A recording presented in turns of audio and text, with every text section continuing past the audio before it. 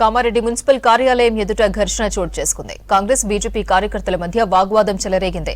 Housing board సమీపంలోని ఓ భవనాన్ని కూల్చేయడాన్ని ఖండిస్తూ మున్సిపల్ ఆఫీస్ ఎదుట బైఠాయించారు ఎమ్మెల్యే వెంకటరమణారెడ్డి. కేవలం ఒక బిల్డింగ్ మాత్రమే కాకుండా అక్రమంగా కట్టిన ప్రతి బిల్డింగ్ ను కూల్చేయాలని డిమాండ్ చేశారు ఎమ్మెల్యే.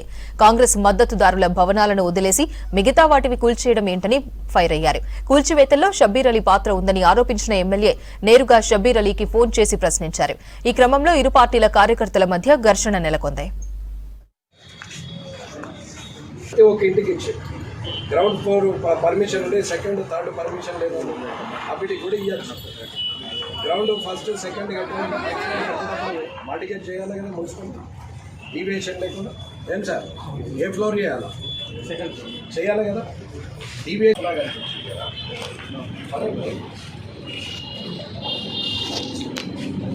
అదేనమ్మా.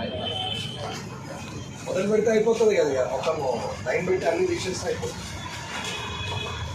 సెల్లార్లు మూసేయాలా, చౌరస్తా ఓపెన్ చేయాలా, అన్ని సెల్లార్లు మూసుకుంటూ ప్రజలందరూ యాక్సెప్ట్ చేస్తే పని చేద్దామన్నా, లేకపోతే పని చేయాలి అందరు ప్రజల ఆమోదంతో అన్న. నేను అందరికి కూడా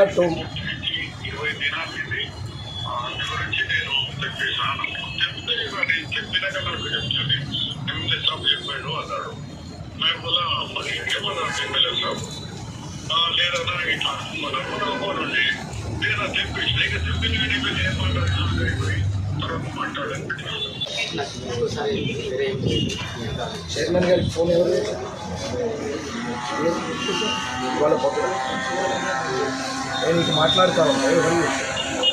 ఎవరు రమ్మని అందరిని ఒకటేసారి చూస్తా కదా ఫోన్లో, తెలుస్తుంది కదా. నేను మాట్లాడా కదా, నాకు తెలుసు కదా. మీకేదో చెప్తారు, మాకేదో చెప్తారు. 100 మంది కూర్చుంటాం, మాట్లాడదాం. 100 మంది వస్తే